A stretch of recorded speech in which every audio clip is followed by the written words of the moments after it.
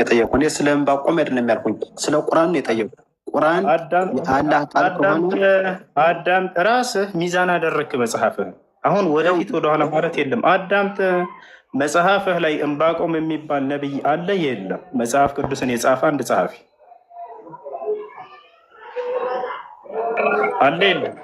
የኔን ጥያቄ መልስልኝ እንጂ እየመለስኩልህ ነው። ሚዛን አደረግክ መጽሐፍህን እያልኩ ነው። ዘለቀ አይምሯቸውን አሰሩ እንጂ አመጣህና ስለ ነቢ ሰለላሁ ዐለይሂ ወሰለም ጠይቀህ ለምሳሌ መጽሐፍ ቅዱስን አልከኝ እኮ። ምን ለምሳሌ እዛው መጽሐፍ ቅዱስ ላይ ሳልወጣ ዕንባቆም የሚባል ነቢይ ያወጣሁኝና የዚህን ምስክር ስጠኝ አልኩ።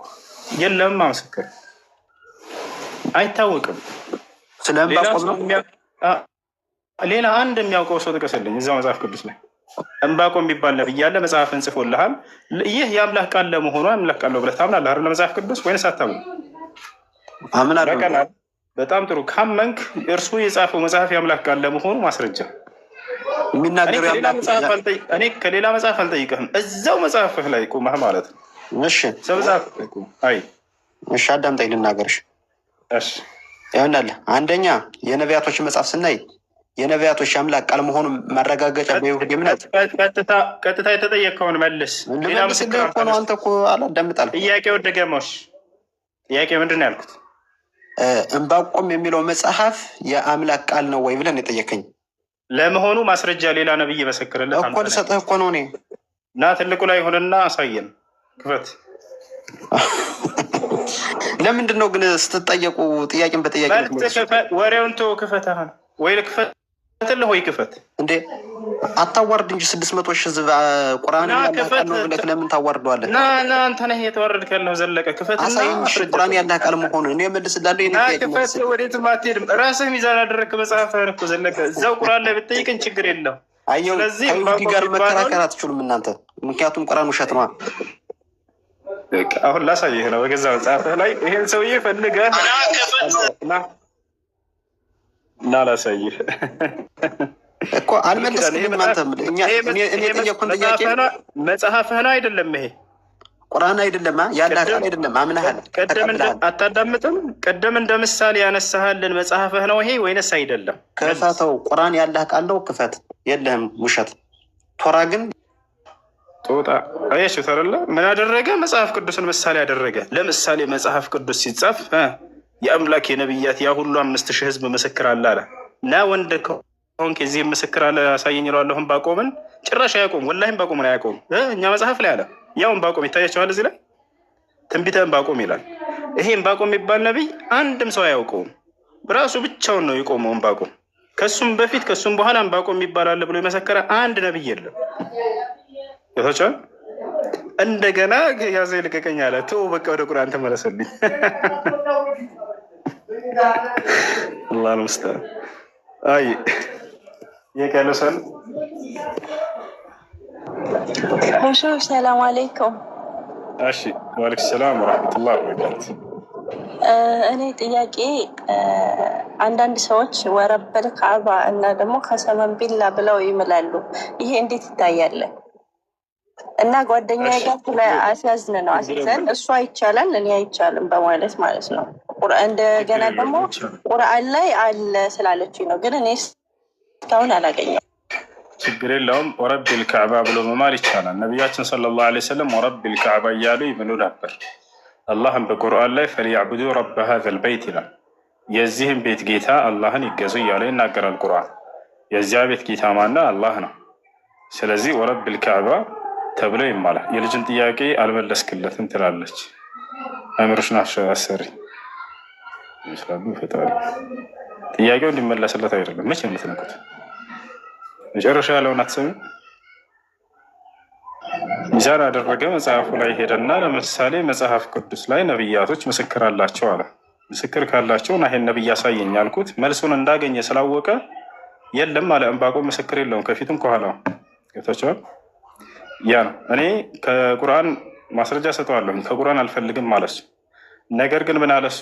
ከሌላ ከታሪክ ነው የምሰጠኝ አለ። እኔ ከታሪክ እራሱ አልጠየቅኩትም። እዛው መጽሐፍህ ላይ ቆመ እና ዕንባቆም የሚያውቀው አንድ ነብይ አምጣ ነው ያልኩት። ለማንኛውም ነቢያችን ሰለላሁ ዐለይሂ ወሰለም ነቢይ ለመሆናቸው ከአምላክ ቃል እንደሚያጋለጥላቸው ሌላ ምስክር አላቸው ወይ? አዎ፣ አንደኛ የአላህ ምስክር፣ ሁለተኛ የመልአኩ ገብርኤል ምስክር፣ ሶስተኛ ከእርሳቸው በፊት የነበሩ የነቢያት ምስክር፣ አራተኛ የተአምራቶቻቸው ምስክር፣ አምስተኛ የትንቢቶቻቸው ምስክር፣ ስድስተኛ የራሳቸው ምስክር፣ ሰባተኛ የሰሃቦቻቸው ያንን ትምህርታቸውንና ተአምራቶቻቸውን አይተው የእርሳቸውን መልእክተኛነት የመሰከሩ። ሌላን ጨምር ይበቃል። ስለዚህ የዚህ ሁሉ ምስክር አለ። ከእርሳቸው በፊት ከነበሩ ነቢያት የእርሳቸውን እውነተኛ ነቢይ እንደሆኑ የመሰከራለ ወይ? አዎ። ዒሳ ዓለይሂ ሰላም ምን አለ? ወኢዝ ቃለ ዒሳ ብነ መርየመ ያ በኒ እስራኤል እኒ ረሱሉላሂ ኢለይኩም ሙሰዲቀን ሊማ በይነ የደየ ሚነ ተውራት ወሙበሽረን ቢረሱሊን የእቲ ሚን ባዕድ ስሙሁ አሕመድ አለ። የማርያም ልጅ ዒሳ ምን አለ? ከእኔ በኋላ የሚመጣ መልእክተኛ አለ፣ ስሙ ማን ይባላል አለ? ሙሐመድ ወይንም አሕመድ ይባላል አለ። መሳደቡ ምን አመጣ? አልሰደብንሽም፣ ግን ያብልክ ላድርግሽ፣ ይቅርታቸው። እሺ ምን አለ?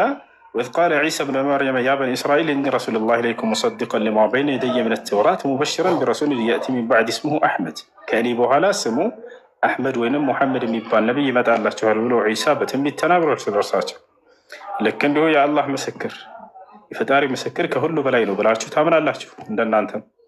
ስለዚህ አላህ ስብሐነሁ ወተዓላ እርሱ የመረጣቸው መልእክተኛ እንደሆኑ ብዙ ቦታ ላይ ተናግሯል። ለምሳሌ ሱረቱል ፈትሕ የመጨረሻው ገጽ ላይ ሙሐመዱን ረሱሉላህ ይላል። ሙሐመድ የእኔ የአምላክ የአላህ መልእክተኛ ነው ብሎ መስክሮላቸዋል። ያ ነው። ሶስተኛ የጅብሪል ምስክር። ጅብሪል ራሱ ምን አለ?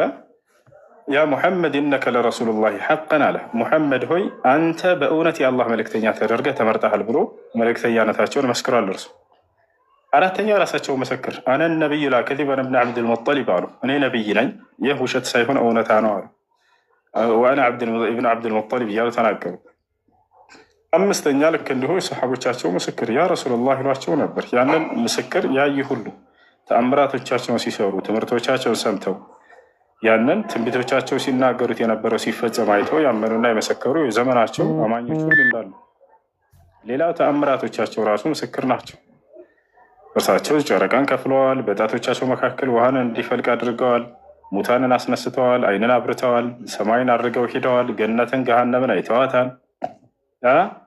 ያ ነው። ሌላኛውና የመጨረሻ ሰባተኛው ምልክት የነቢይነታቸው ማረጋገጫ ትንቢት መናገራቸው፣ ያ ትንቢት በተናገሩት መሰረት መፈጸሙ ቦታቸዋል። ያ ነው። የተናገራቸው ትንቢቶች ብቻ አንድ መጽሐፍ ይወጣላቸዋል። በጣም በርካታ ናቸው። እሺ ጥያቄ አለ? ይቀጥል። ሰላም አለይኩም። ያለቀው ሰላም ነው። ባበረካቱ ደህና አልሐምዱሊላህ።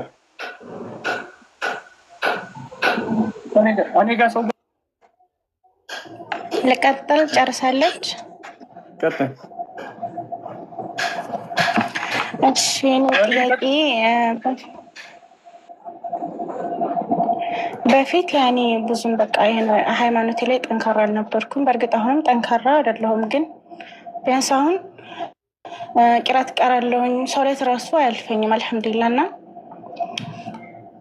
ያኔ አሁን በጣም ሞት እየፈራውኝ መጣ። በቃ የሆነ በጣም ነው የምፈራው ማለት ነው። የሆነ ሰው ሞተ ራሱ ከተባልኩ አላውቅም እፈራለሁ እና እንቅልፍ እስከማይወስደኝ ድረስ ማለት ነው። በእርግጥ ሞት እንዳለ አምናለሁ፣ ግን እንቅልፍ የሆነ አሁን ጓደኞቼ ወይ የሆነ ሰው ሞተ ምናምን የሚሉትን ከሰማው የሆነ ያለፈኝ ሶላትም ያሰራሁትን ወንጀል ሁላ ትዝ እያለ እንቅልፍ ሁላ ነው የሚያሳኝና ከዛ አንተ ደግሞ የሆነ ቪዲዮ ሰራ የሆነ ጊዜ ላይ የሩህ መውጣት የሚጀምረው ከእግር ነው ምናምን ብለህ ቪዲዮ ሰራ ማለት ነው። ከዛ በቃ እንቅልፍ ራሱ አጣሁኝ ማለት ነው። እና ይሄ ከእስልምና ያኔ ሞት አለ ብዬ አላመንኩም ነው ወይስ የኢማን ጉድለት ይሄ ነው ወይስ ሃይማኖት ነው? ጠበቅ አድርጌ ስለያዝኩኝ አሁን ነው ካለፈኝ ራሱ በጣም ነው የማለቅሰው። እሰግዳለሁ፣ እቀራለሁ። አልሐምዱሊላህ። ፕሮፋይልሽ ምንድን ነው ልጄ? ወንድሜ ነው። እሺ ለማንኛውም ዲናችሁ ላይ ትኩረት አድርጉ፣ እውቀትን አካብቱ። እውቀታችሁ በጨመረ ቁጥር ለእንዲህ አይነት ለሰይጣን ጉትጎታና በውስጣቸው ስለሚመላለስ የማይረባ ነገራቶች ውስውሳዎች ቦታ አትሰጡ። ነገር ግን ከዚያ ውጭ ለእንዲህ አይነት ነገር የምትዳረጉት እውቀት ማለት ነው። ዲናቸውን ተማሩ። ዲኗ ላይ ጠንካራ የሆነች ልጅ ጅኑ ላይ ጠንካራ የሆነ ሰው ሰይጣን እንዲህ አይነት እንጅላጅል ነገር በጭንቅላት ውስጥ እየመጣ አያነሳበት። ለማንኛውም የሞተ ቤተሰብ ካለች ለነሱ ኢስላም ቢለው ዱዓ አድርጉላቸው፣ እስትግፋር ሰደቃ አድርጉላቸው። በዚያ ላይ ትኩረት ማድረግ በቻልሽው አቅም ሰደቃ፣ ዱዓ፣ እስትግፋር ማድረግ ያ ነው። አየሽ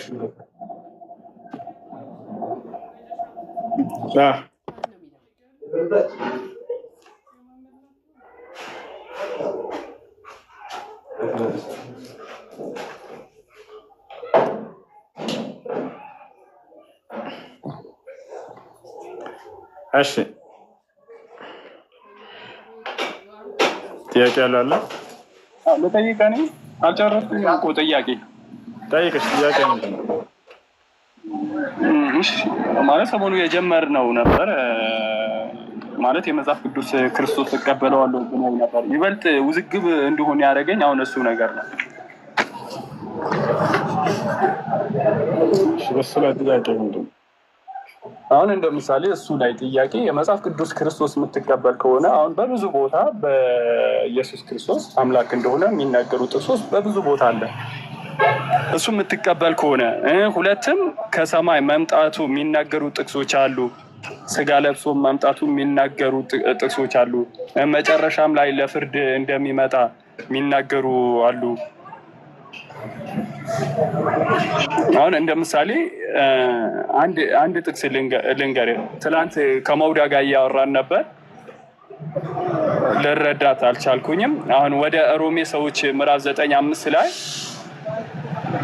ያለው ጥቅስ ምን ይላል? አባቶች ለእነሱ ናቸውና እርሱም ክርስቶስ በስጋ መጣ፣ እርሱም ከሁሉም በላይ ሆነ፣ ለዘላለም የተባረከ አምላክ ነው ይላል። በስጋ የመጣው ኢየሱስ ክርስቶስ ነው ይላል። ሁለትም ወደ ፊልጶስ ሰዎች ምዕራፍ 2:5 ላይ በክርስቶስ ኢየሱስ የነበረው ሐሳብ በእናንተ ዘንድ ደግሞ ይሁን እርሱም በእግዚአብሔር መልክ ሲኖር ሳለ እግዚአብሔር ጋር መስተካከል መቀማት እንደሚገባ ነገር አልቆጠረውም ይላል። ሁለተኛ እዛው ልድገምልህ፣ ወደ ቆላስይስ ሰዎች ምዕራፍ 2:9 በእርሱ የመለኮት ሙላት ሁሉ በሰውነቱ ተገልጦ ይኖራል ይላል። በእርሱ የመለኮት ሙላት ሁሉ በሰውነቱ ተገልጦ ይኖራል። ስለዚህ ጳውሎስ መጥቶ ኢየሱስ አምላክ ነው እያለ ነው አይደል? ኢየሱስ ጳውሎስ መጥቶ ኢየሱስ አምላክ ነው። እሺ ኢየሱስ ክርስቶስን አምላክ ነው ብሏል? ብሏል። የቱ ጋር ነው ያለው? የቱ ጋር መሰለ? ዝም ብዬ ላስታውስ፣ ታውቀዋለህ። እናንተ መምህርና ጌታ ትሉኛላችሁ። ማቴዎስ 16 ነው ምንድን? እናንተ መምህርና ጌታ ትሉኛላችሁ እንዲሁም ነኝ። ዮሐንስ 13 ላይ ነው። እሱ ሳይሆን አምላክ እኔ አምላክ ነኝ ብሏል ወይ? አሁን አምላክ ነው ብለህ ነው አይደል ጥቅስ ያመጣህልኝ? ኢየሱስ ክርስቶስ እኔ አምላክ ነኝ ብሏል ወይ? የቱ ጋር? የአሁኑ ጥቅስ አሁን የነገርኩህ መምህር ትሉኛላችሁ እና እንዲሁ ነኝና ነው የሚለው። ጌትነት ሳይሆን አምላክነት። ጌትነት ክርስቶስ ጌትነት በመደረግ የተገኘ ጌትነት ስለሆነ የስልጣን ሹመት ነው። እሱ ሳይሆን እኔ አምላክ ነኝ ብሏል ወይ? አምላክ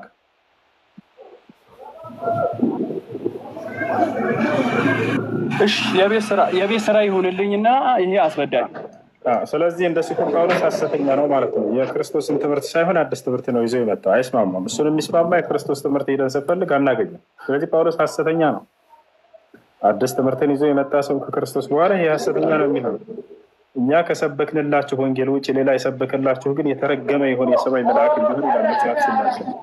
ክርስቶስ ያላስተማረውን አዲስ ትምህርት ይዞ መምጣቱ ሐሰተኛ ያደርገዋል። ይሄ ነው እንዳው ብሏል እንኳ ብንል ማለት ነው። ሁለተኛ ሮሜ 9:5 ላይ ያለው እግዚአብሔር የተባረከ አምላክ ነው የሚለው ነገር ግን አማርኛው ላይ እርሱ ብለው አስቀምጠውላቸዋል። እርሱ የሚለውን እናንተ ብትረዱ ኑሮ ችግር የለውም ነበር ለእግዚአብሔር እንደሆነ፣ ግን እናንተ ለኢየሱስ አድርጋችሁ ነው የተረዳችሁት። እርሱም የሚለውን መጨረሻ ላይ ማለት ነው።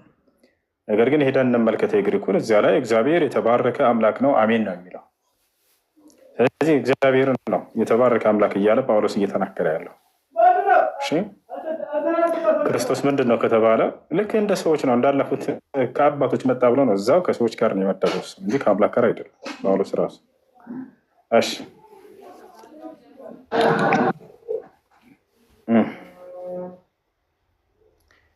እሺ መርሲ ጥያቄ አለሽ? ደሃንዶ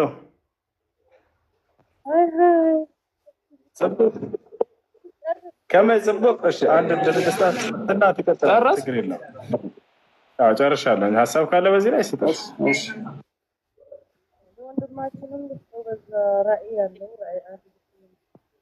ደሃንዶ ጽቡቅ መርሲ።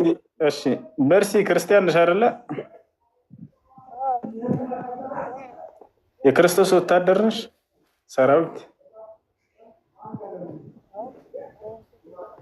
መርሐባ። እሺ ድምፅሽ አይሰማም ግን ቀረብ ባያስል እንኳን 1-5 ሜትር ስተጋቢ።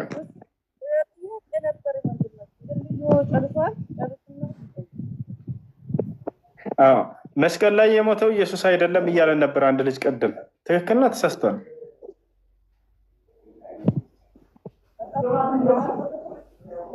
አምላክ አልሞተም መስቀል ላይ አለ። ኢየሱስ ደግሞ አምላክ ነው ብላችሁ ታምናላችሁ። አምላክ መስቀል ላይ በፍጹም ሊሞት አይችልም አለ ቅድም አንድ ክርስቲያን ልጅ። ምን ታያለሽ? ማሁዳ እቤት ነኝ። መጣ እንዴ? መጣሽ እና መስቀል ላይ የሞተው አምላክ አይደለም አልሽ አለ ልጁ እና ተሳስቷል። ትክክል ነው።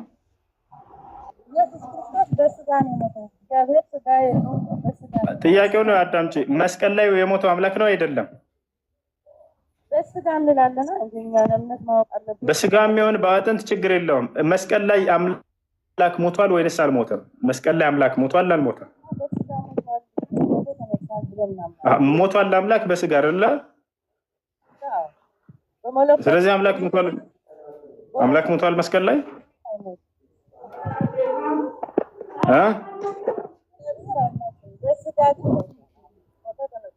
አልሞተም ነው የምንለው። አሁን ሞቷል ነው የምንለው። አምላክ በስጋ ሞተ ብለን እናምናለን። በመለኮት ግን አላሁ አክበር። አምላክ በስጋ ሞተ። አምላክ ሞቷል። ዞሮ ያሳዝናል። እሺ አምላክ በሞተ ሰዓት ያልሞተ አምላክ አለ የለም? በዚያን ጊዜ ሌላ ሞተ ማለት ያልሞተ አምላክ መስቀል ላይ ያልተሰቀለ አምላክ አለ የለም? አምላክ በመንፈስ ነው የምትለው ሆኖ ታምናለህ አንተ? ቆይ አንዴ የሞተ መስቀል ላይ የተሰቀለው አምላክ አለ አይደለ? ያልተሰቀለ አምላክ አለ የለም? መስቀል ላይ አምላክ በስጋ ተሰቀለ እኮ ነው የምልህ። ሁለት አምላክ የለም፣ አንድ አምላክ ነው በስጋ ተሰቀለ እግዚአብሔር። በጣም ጥሩ። እሺ አምላክ በስጋ ተሰቅሏል። እዚያ ላይ ያልተሰቀለ አምላክ አለ የለም ነው። እኔ ደግሞ አሁን ጥያቄ ያልተሰቀለ አምላክ መስቀል አንድ አምላክ ነው፣ ሁለት አምላክ የለም፣ አንድ ነው። እሱ በስጋ ተሰቅሏል። የለም ያልተሰቀለ የለም። በጣም ጥሩ። አብ አምላክ አይደለም እኮ መንፈስ ነው። እሱ እኮ አልኩህ እኮ መንፈስ አልተሰቀለም አልኩህ። መንፈስ ብቻ ነው እሱ፣ አካል የለውም። አብ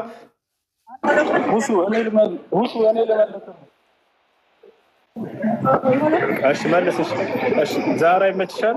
ጓደኛ እየጠራኝ ነበር። ዛሬ ይመችሻል? ዛሬ አለሽ? አንዴ ይኸውልህ፣ ወላሂ ጓደኛ እየደወለ ነው። ዛሬ አለሽ የለሽም?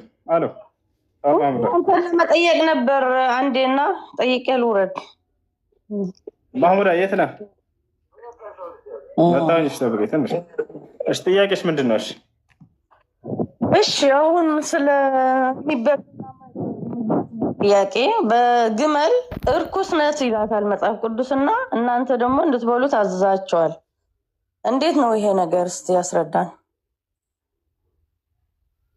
ግመል ምንድን ነች ነው ያልሽው? እርኩስ ነች ለእናንተ ይለናል እኛ መጽሐፍ ቅዱሳችን። የት ጋ ነው ያላችሁ?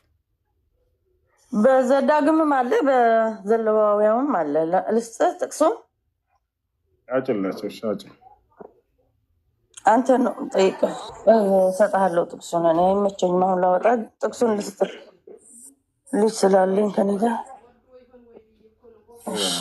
አንዴ ጥቅሱን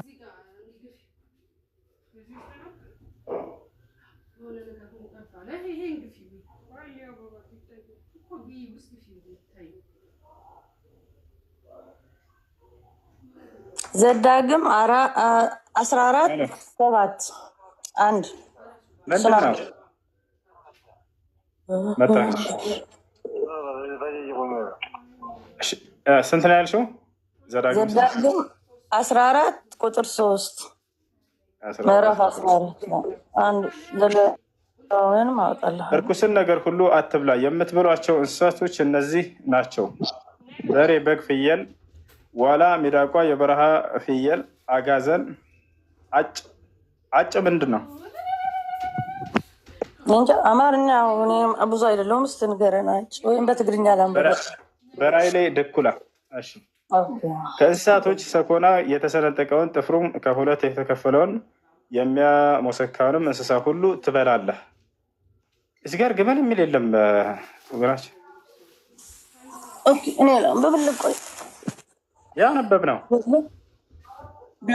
ላውጣልህ። በቃ ላውጣላችሁ። ከሌለ ላውጣላችሁ። ጅማ ማነው መቀጠል የሚችል? ማነው መቀጠል የሚችል ሰው አለ? ዛራ እንደሸጠሽም በቃ ልሂድ፣ ይዤ ስልኩን ልሂድ። ችግር የለውም። በቃ ገመልም ይላል እኮ። እንዴት ገመል አይልም ትለኛለህ? በሰዓት አነበብከው ወይም ቆይ ቪዲዮ ልክፈትላችሁ። እሺ እኔ ስለማይመችኝ እንጂ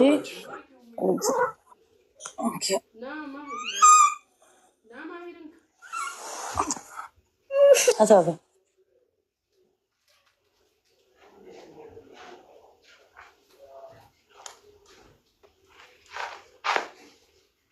ሰላም በትልቅ አለ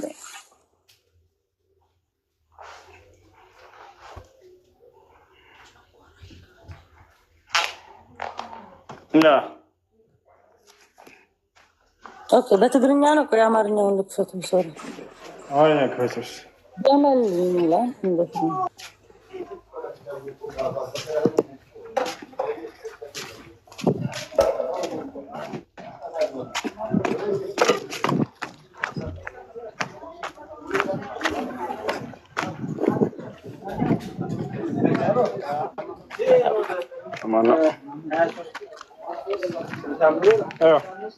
ደረስኩኝ። ያስበል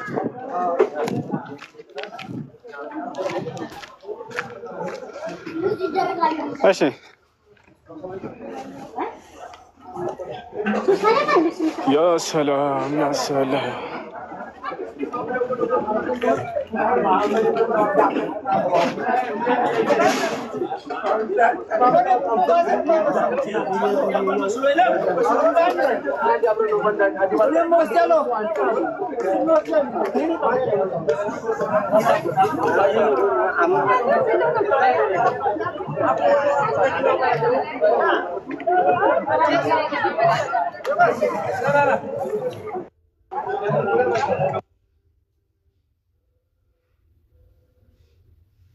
ግመል አልታየህም ወንድማችን? ይሄን ግመልን ጥንቸልን ይላል።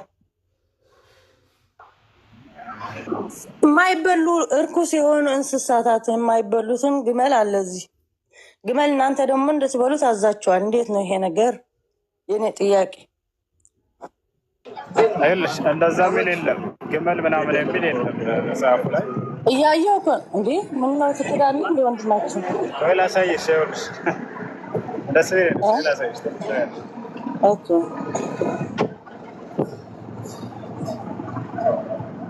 ያው ዘዳግም 14:3 ነው አይደለ? 14:7 መጥቶ ነበር። አሁን እየታየ ነው።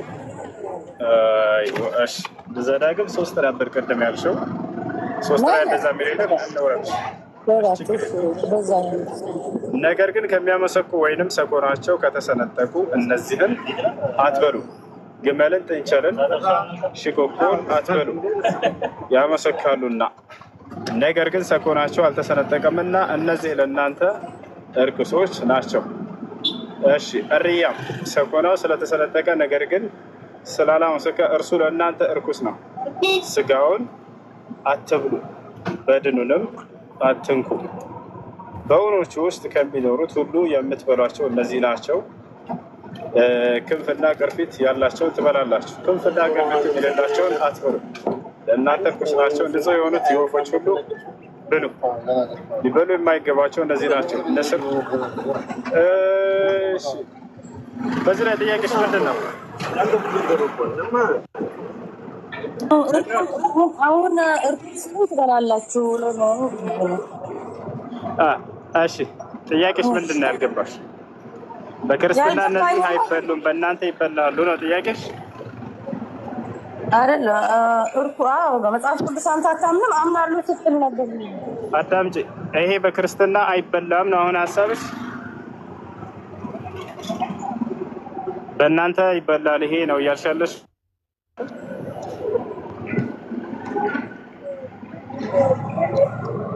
ይሰማሻል?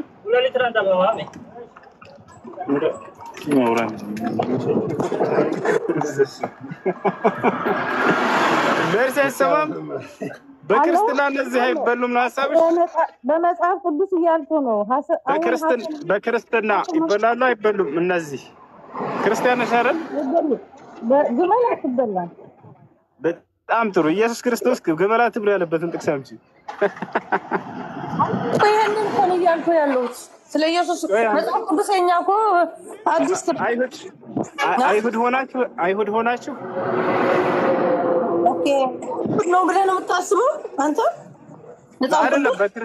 በክርስትና ኢየሱስ ክርስቶስ ወይንም ሐዋርያቶች የግመል ስጋ አትብሉ ያሉበት ካለ ሳይዝ ለስኪ በዚህ በክርስትና ብለሽ አትብሉ ስጋ ብሉ ያለው ካለ ለምን ህግ የለም እንጂ ሲጀምር ይሄን አድርግ አታድርግ የሚል ህግ የለውም እኮ ክርስቶስ።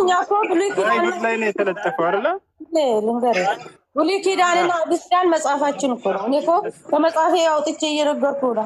እሺ ሀሰማ ለምንድን ነው የማትበላው በእናንተ? እስኪ አስረዳ ሀሰማ። የመጀመሪያውን እንጨርስ። በክርስትና አዳምጪ እንጂ የፈጣሪ ስም ክርስቲያን ነሽ እኮ አንቺ አይደለ? በክርስትና ጅብ አትብሉ። ብሉይ ኪዳንም የኔ መጽሐፍ ነው፣ አዲስ ኪዳንም የኔ መጽሐፍ። ጅብ ይበላል አይበላም? በክርስትና ጅብ የሚበሉና የማይበሉ እንስሳታት ነግሮናል አምላካችን በመጽሐፍ ቅዱስ። በጣም ጥሩ። ጅብ አይበላም እግራቸውን የት ምን እንደሆነ ጅብ አይበላም ያለበት እኮ አንብቦ እግሩ እንዴት ነው? የጅብ እግር እንዴት ነው? ታይዋና የጅብ እግር እንዴት ነው? በክርስትና ነው ያልኩት እኮ በክርስትና የሚበሉ እንስሳታት እና የማይበሉ እግዚአብሔር በብሉይ ኪዳን ነግሮናል። ለእናንተ ሴት አለ የእናንተ ለምን ገመል ብሉ አላቸው አላህ በመጽሐፍ ቅዱስ አትብሉ ተብሎ አላህ ለእናንተ ብሉ ይላችኋል። ይሄ ነው የኔ ጥያቄ። ለማንኛውም አዳምጪሽ። አንደኛ ክርስትና ብለሽ ነው የመጣሽው። ክርስትና ህግ የሚባል የለውም ሲጀመር። በአይሁድ ላይ ያልተለጠፈ ሃይማኖት ነው። ይሄን ብላ ይሄን አትብላ የሚል አንድ ጥቅስ በክርስትና ላይ አታመጭ። ገብቶሻል? ሁለተኛ ግመል ስንጥቅ አላት ወይስ የላትም? መልሽ። ስንጥቅ አለ የለውም? ግመል ታዲያ ምንድን ነው ያለው መጽሐፉ? ምንድን ነው ያለው?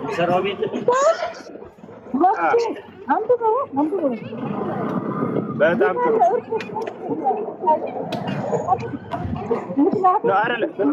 ግመል እግሩ ስንጥቅ አለ የለውም ነው የተባልሽው? ቆይ አንዴ ግመል እግሩ ስንጥቅ አለ የለውም? አይሰማም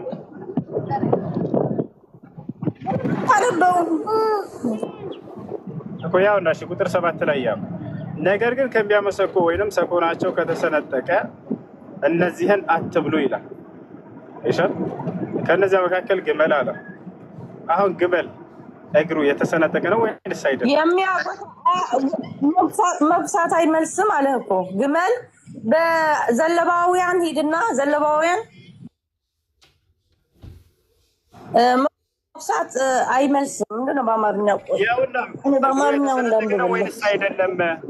እግሩ የተሰነጠቀውን አትብሉ አለና ያውና ግመል አለ። ግመል ደግሞ እግሩ የተሰነጠቀ አይደለም ማለት ነው። ያውና ያው እግሩ ተሰንጥቋል እያለ እኮ ነው ዋሽቷል መጽሐፍ እያልኩሽ እኮ ነው ሸቂት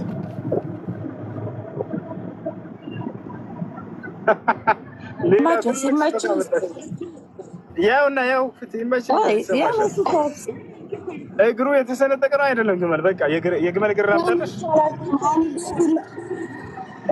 አልኩህ እግሩ እርኩስ ነች የተባለች ለምንድን ነው እዚህ ጋር ወይስ ይመጣለን ግን እግሩ የተሰነጠቀ ብሏል የግመል እግር ተሰንጥቋል አልተሰነጠቀም የተሰነጠቀ ብቻ አይደለም ከላይ አንብበውና ሞክሳት የማይመልስ ይላል ነገር ግን ከሚያመሰኩ ወይም ሰኮናቸው ከተሰነጠቀ አትብሉ አለ እነርሱም ማለዳ ግመል አለ ያው ግመል እግሩ ተሰንጥቋል አልተሰነጠቀም ግመል ሞክሳት ወይ አንብብልህ ነገር ግን ከሚያመስኩ ምን ማለት ነው ወይም ከሚያመስኩ ምን ማለት ነው በአማርኛ ማመስከት ፍየልም ያመሰካል በግም ያመሰካል እንደውም እዚህም ላይ ራሱ መጽሐፍ ግመል አያመሰካም ግመል ማነው እንደሱ ያለሽ ማስረጃ ያሳየን ግመል እንደማያመሰክ ዘለባውያን አለህ ዘለባውያን ልክፈትልህ ቆይ ወንድማችን ልጅ ክፈት ሌላ ስህተት ግመል ያመሰካል ሲጀመር ሌላ ስህተት መጽሐፍ ቅዱስ ላይ ዛሬ ልጅ እያመጣችልን ነው የሰላም ክፈች ግን አመጣለሁ تقول الله يا ايها الذين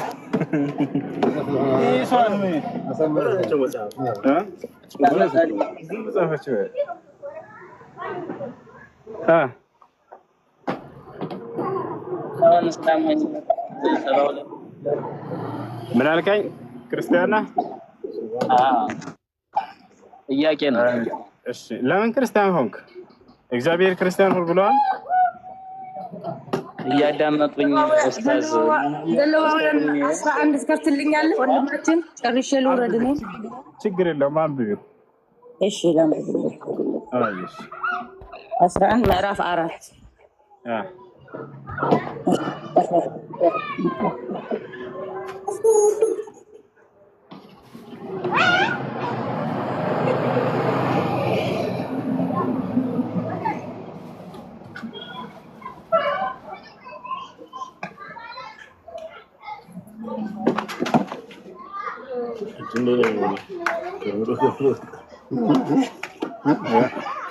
ልቀጥል እንጂ እሱ እሺ ቀጥልሽ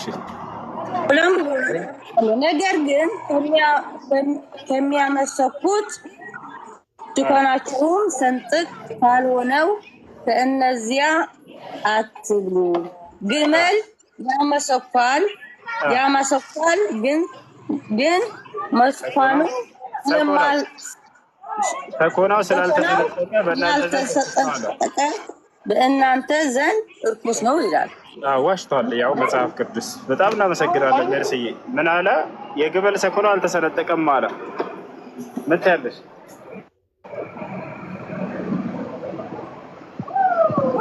ላምጣልክ አውጥልንሽ እሺ እስከዛ ጥያቄ ምንድነው ቢራክሊቶስ ግመል ተሰንጥቋል አልተሰነጠቀም አውጭልን ማስረጃ የግመልን እግር ቆይ ላምጣልህ በፈታ አድርጌሽ እስከዛ ሌላ ሰዎችን እናስተናግድ ቢራክሊቶስ ጥያቄ ምንድነው ወይንስ እኛን ጠይቀህ ክርስቲያን ነህ አይደለ አይ ጥያቄ ልጠይቅ ኡስታዝ እርሶት ጥያቄ ምንድነው እኔ አሁን እስላም ሆኜ ስሞት 72 ሚስት ነው በጀነት የማገባው ረሱል ስንት ነው የሚዳሩት እሱ ዲያቆኖች ያስተማሩ ውሸት ነው 72 ሚስት የሚለው ውሸት ነው ላሳየ ማስረጃ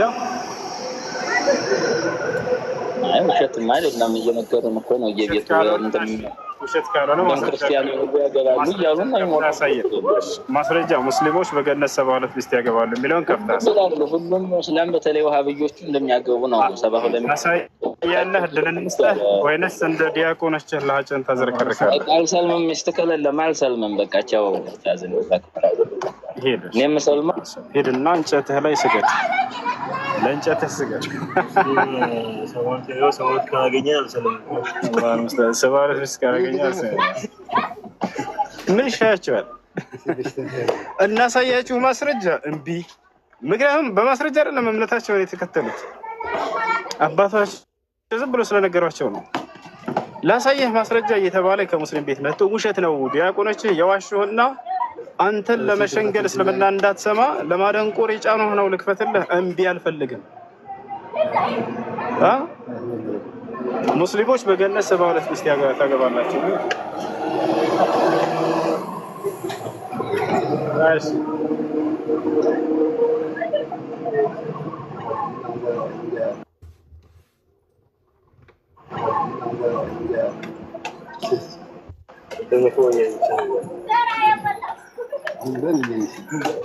ያ ሰላም ያ ሰላም ያ ሰላም። እሺ ያ ጀማዓ ውጭ ላይ ነኝ፣ በኋላ እገባለሁ ኢንሻአላህ። ሰላም አለይኩም።